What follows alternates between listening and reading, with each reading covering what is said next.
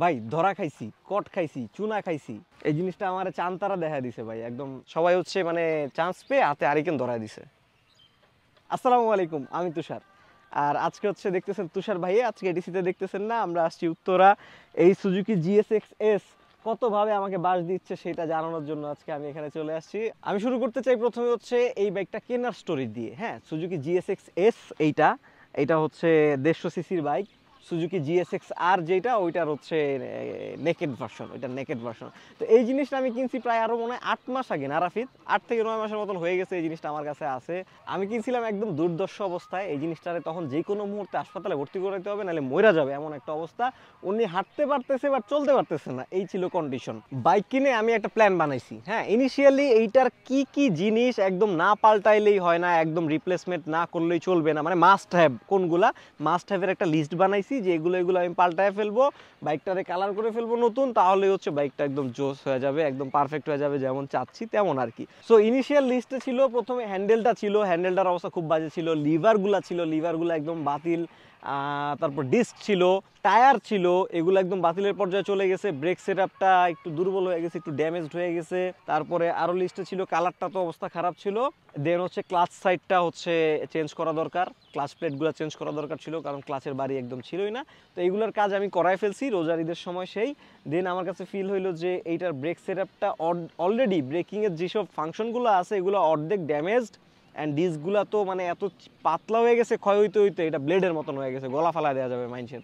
So ডিস্কগুলো পাল্টাইতে হবে, মানে গোটা ব্রেকিং সেটআপটাকে চেঞ্জ করতে হবে। হ্যান্ডেল পাল্টাই লাইলাম, চেঞ্জ পকেট পাল্টাই ফেললাম, টায়ারগুলো চেঞ্জ করে ফেললাম, এরপর গোটা ব্রেকিং সেটআপ পুরোটা আরসিবির করে ফেলছি। হ্যাঁ, একদম মানে নট জাস্ট চেঞ্জ, আপগ্রেড করে ফেলছি। দেন হচ্ছে ক্লাচ প্লেট সাইডটা পুরোটা পাল্টাইছি বাটি সুদ্ধা। আরও কিছু টুকটাক রিপেয়ার ছিল, আমার এখনো খেয়াল নাই সেই রোজার ঈদের সময়ের। এইগুলো ছিল আমার ইনিশিয়াল রিপেয়ার, অ্যান্ড আমি ভাবছিলাম সরল মনে যে ভাই এইটুক কইরাই হয়ে যাবে। ইনিশিয়াল রিপেয়ারে সবগুলা ঠিকঠাক ছিল, যা যা করাইছি সব ভালোভাবে কাজ হয়েছে, একমাত্র কালারটা বাদে। কালার করাইছিলাম আমার পরিচিত একটা জায়গা থেকে, একদম ফার্স্ট চুনা, এই বাইক নিয়ে প্রথম চুনা খাইছি সেখানে।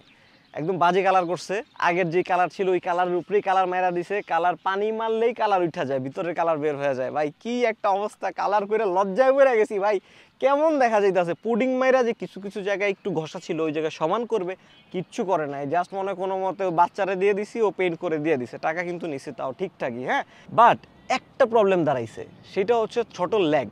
হ্যাঁ, থ্রটল রেসপন্স নাই, মানে আমি যদি সোজা বাংলায় বলি ভাই, পিক আপ দিলে গাড়ি একটু ভাগতে টাইম লাগতেছিল, হ্যাঁ গাড়ি একটু যাইতে টাইম লাগতেছিল।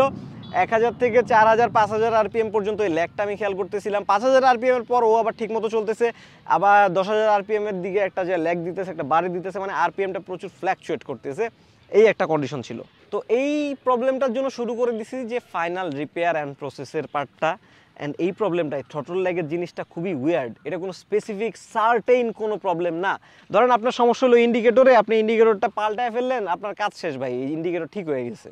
বাট এই যে পিক আপ দিলে গাড়ি ভাগতেছে না বর্তমানে, বা থ্রটল যে রেসপন্সটা স্লো, এইটা কোনো নির্দিষ্ট সমস্যা না, অনেকগুলো কারণে এই সমস্যাটা হইতে পারে। অ্যান্ড এইটা একটা আজগুবি সমস্যা ভাই, এইটা নিয়ে যে কী প্যারা খাইছি আমি। অ্যান্ড সবচেয়ে বড় সমস্যা ছিল মাইলেজ নিয়ে, মাইলেজটা পাইতো 17-18। একটা বাইক 1 লিটার তেলে মাত্র 17 কিলোমিটার চলে, এই জিনিসটা কি পরিমাণ হাস্যকর লাগে আপনি একটু ভাবেন। হ্যাঁ, 17-18 মাইলেজ করে লজ্জায় দেখাইতে পারতাম না, এই সিচুয়েশনে আমার দিনগুলো যাচ্ছিল। এই থ্রটলের সমস্যার জন্য গেছিলাম একটা সার্ভিস সেন্টারে, ওইখানে আমারে ফার্স্টে বললো যে ভাই আপনি হচ্ছে তাইলে এক কাজ করেন, থ্রটল বডিটা হচ্ছে ক্লিন করাইলাম, ওখানে হইলো না। দেন বললো থ্রটল বডি টিপিএস সেন্সর আছে, টিপিএস সেন্সরটা পাল্টাইলাম। একদিন ঠিক ছিল, নেয়ার পরের দিন ঠিক ছিল আর কি, এরপরের দিন থেকে একদম আগের মতন অবস্থা, একদম বজ্জা অবস্থা, গাড়ি পিক আপ ধৈরা মোচড়া রাখছি, ভাগতেছে না, মানে কি বিরক্তিকর একটা সমস্যা। দেন আবার নিয়ে গেলাম থার্ড দিন, তখন বলতেছে যে ভাই আপনি হচ্ছে স্পার্ক প্লাগ পাল্টান, এয়ার ফিল্টার পাল্টাইলাম, লাভ হইল না। তো আমি যখন দেখতেছি এখানে কাজটা হচ্ছে না, তখন বলতেছে যে ভাই আপনি থ্রটল বডিটাই চেঞ্জ করে ফেলেন। আমি সাজেস্ট করছি থ্রটল বডিটাই চেঞ্জ করে ফেলেন, গোটা থ্রটল বডি চেঞ্জ করে ফেললাম, টিপিএস সেন্সর পাল্টাইছি, তারপর থ্রটল বডি চেঞ্জ করে ফেললাম, এরপরও কাজ হইল না। দেন আমি অনেক দিন হচ্ছে মোটামুটি এটা নিয়ে কাজ করা বন্ধ ছিল, এটা দেখানো, ডাক্তারকে দেখানো বন্ধ ছিল।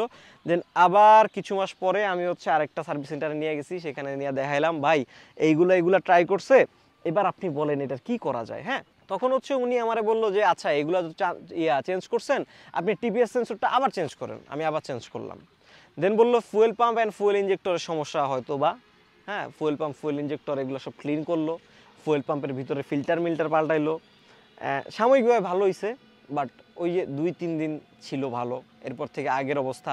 তো উনি হচ্ছে ফুয়েল পাম্প ক্লিন করে দেওয়ার পরও যখন ঠিকঠাক হয় নাই, তখন হচ্ছে আমি ঠিক করছি যে না ভাই, এখানেও হচ্ছে না, অন্য কোথাও দেখি।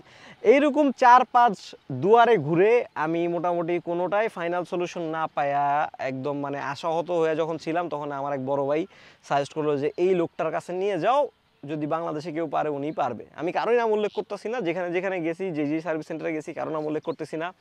বাট লাস্টে যেখানে গেছি, এখানে যে আলহামদুলিল্লাহ আমি একদম ফাইনাল ফুলি রেডি করতে পারছি। এখানে আমার খরচ বেশি গেছে, বাট বাইক এখন ফুলি প্রিপেয়ার্ড। এই জায়গায় গিয়ে এখানে আমার ফুয়েল পাম্প পাল্টানো লাগছে, পিছনের বুস্ট টুস সহ অনেক কিছু পাল্টানো লাগছে, মানে অনেক কিছু চেঞ্জ হয়ে গেছে। অ্যান্ড এইখানে যায়, এই লাস্ট সার্ভিস সেন্টারে যায় অ্যাকচুয়াল যে সমস্যাটা ওনারা ওনারা ওটা ক্লিয়ার করে দিছে। তো এখন আলহামদুলিল্লাহ বাইক ফুলি রেডি, বাইক ফুলি ক্লিয়ার, এখন সব ঠিকঠাক আছে। এখন এই জিনিসটা মানে যেই রকম আমি চাইছিলাম তেমন অবস্থায় আছে, যেই রকম স্মুথ আমি ভাবছিলাম জিনিসটা হবে শুরুতে, তেমন হয়ে আছে এখন।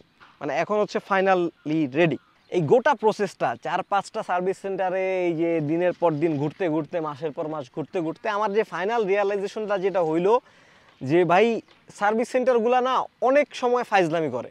সবাই না, আমি যে 5টায় গেছি এর মধ্যে 50% হচ্ছে আমার ভালো সাপোর্ট দিছে, ভালো ফিডব্যাক দিছে, বাকি 50% চুনা দিয়ে দিছে ভাই, সোজা বাংলায় চুনা দিয়ে দিছে, ধোকা দিয়ে দিছে। হ্যাঁ, যেমন কিছু আমি জাস্ট আইডিয়া দিই কি করছে। যেমন আমি এই জিনিসটা আমার পাল্টানোর দরকার ছিল না, উনি বলছে ভাই এটা পাল্টান, হ্যাঁ এটা পাল্টাইলে ঠিক হয়ে যাবে, আমি পাল্টাইছি।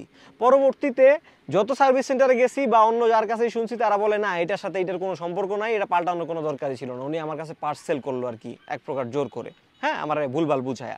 নাম্বার 2, আমার অনেকগুলো পার্টস অ্যাটাচ করা হয়েছে, যেগুলো পরবর্তীতে খুইলা যখন সার্ভিস সেন্টারে, অন্যান্য সার্ভিস সেন্টারে দেখাইছি, নট জাস্ট ওয়ান, একাধিকগুলোই দেখাইছি।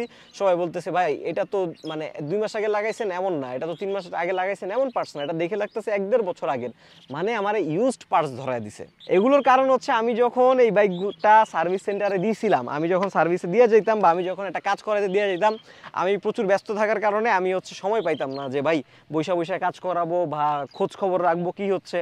আমি হচ্ছে যে দিয়ে যেতাম ট্রাস্ট করে, ভাই এই নেন, এই হচ্ছে সমস্যা, আপনি দেখেন তো কি করা পারবেন, কত বিলাইছে আমার জানাই দিয়েন। হ্যাঁ, আমি এই টাইপের, এই জন্য হয়ে গেছে সমস্যাটা। সবাই হচ্ছে মানে চান্স পেয়ে হাতে আরিকেন ধরায় দিছে। ভিডিওটা যখন করতেছি আমি, আমার বাইকটা অলরেডি ফুলি রেডি, আমার বাইকটা অলরেডি সোল্ড হয়ে গেছে, বাট স্টিল আমি এই ভিডিওটা করতেছি। আপনারা যারা আমার চিনেন, আমার এই টাইপের ভিডিও কখনোই করা হয় নাই, কখনো করা হয়েও থাকে না, আমার চ্যানেলে কখনো এই ধরনের ভিডিও দেওয়া হয় না। বাট আজকে করতেছি একটা কারণে করতেছি। কারণ হচ্ছে এই যে বাসটা খাইলাম, এই যে ধরাটা খাইলাম, এইটা তো একটা শিক্ষা। হ্যাঁ, এটা থেকে একটা শিক্ষা পাওয়ার, প্রতিটা মানুষের লাইফে বিপদ আসে, বিভিন্ন সমস্যার সম্মুখীন হই, বাট প্রত্যেকটা জিনিস আমাদেরকে শিক্ষা দেয়। শিক্ষা নেওয়াটা হচ্ছে বড় ব্যাপার। কারণ আমি যেই পরিমাণ আমি হচ্ছে এই বাইকটার যে ফাইনাল কস্ট যেটা ধরে রাখছিলাম, সেটার থেকে প্রায় লাখখানেক টাকা আমার বেশি খরচ চলে গেছে। সো এক প্রকার বড় সড় একটা লস খাইছি। স্টিল আমি হচ্ছে কিছু শিক্ষা গ্রহণ করছি, যেই শিক্ষাগুলো আজকে হচ্ছে আমি চাচ্ছি আপনাদের সাথে শেয়ার করে দিতে, যাতে আমি যে বাসটা খাইছি এই বাসগুলো আপনারা না খান, আপনারা একটু সতর্ক থাকতে পারেন। হ্যাঁ, নাম্বার 1, পুরাতন বাইক আমরা কেনা বেচা করি। সাওয়ারির সাথে যেহেতু আছি, এখানে তো পুরাতন বাইক কেনা বেচা হয়। বাট পুরাতন বাইকের মধ্যে 2 টাইপ আছে, একটা হচ্ছে একদম নতুনের মতন, একটা হচ্ছে এইরকম পুরান। এই গাড়িটা এখন 39,000 কিলো চলা ওডোমিটারে। তো এইরকম পুরান 30,000 কিলো চলার উপরে যেই বাইকগুলো, এইগুলো কেনার ক্ষেত্রে 2 গুণ সতর্ক থাকবেন। ইউজড বাইক কিনতে হয় অনেক সতর্কতার সাথে, অনেক দেখে শুনে, অনেক বুঝে। অ্যান্ড এই যেগুলো 20,000, 25,000, 30,000 ক্রস করছে, সেগুলো 2 গুণ, কমপক্ষে 2 গুণ সতর্ক হয়ে কিনবেন। এইটা হচ্ছে ভাই আমার উপদেশ সবার প্রতি।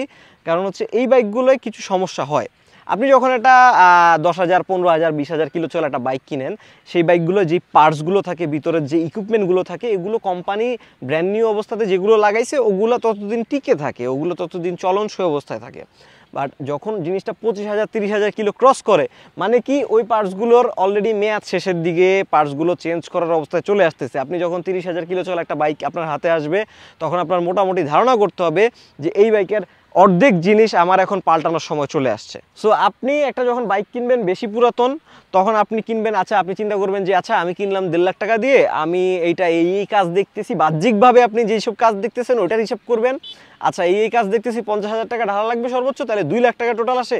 দেন আপনি আরও কমপক্ষে 50,000 টাকা ধরে রাখবেন, আপনার এটার পিছনে খরচ আছে।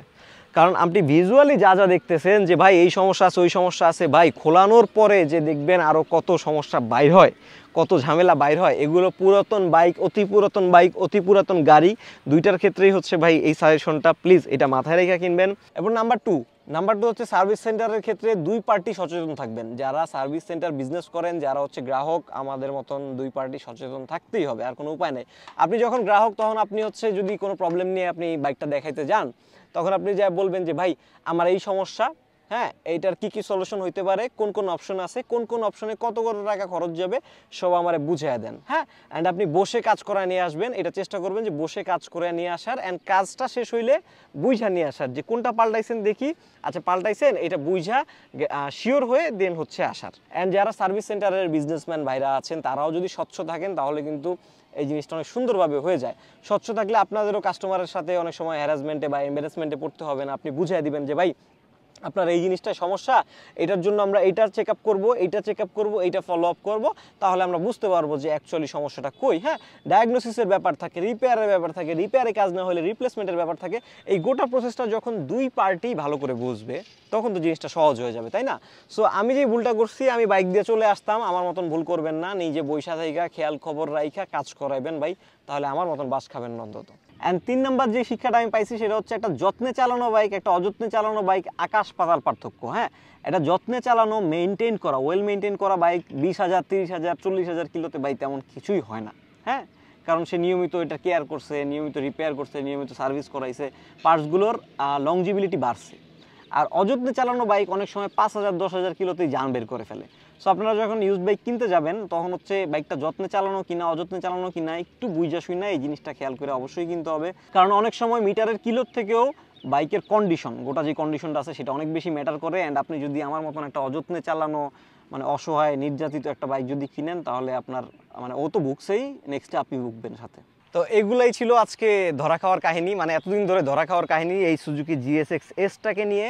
এটা নিয়ে আরও 2টা ভিডিও আসতেছে এই জিনিসটা নিয়ে, চ্যানেলে লাগাতার আপলোড হয়ে যাবে, তুষার ভাই আর হারিয়ে যাবে না। এখন আমরা শ্যুট করতেছি হচ্ছে দিয়াবাড়ির দিকে, ক্যামেরার পিছনে রাফিদ আছে, এই পাশে হচ্ছে শৈশব আছে। এই কমেন্টে জানান আপনারা কেউ আমার মতো চুনা খাইছেন কিনা বাইক কিনে, এরকম চুনা খাইছেন কিনা একটু জানান ভাই, একটু মনের কষ্টগুলো শেয়ার করে নিব। Thank you.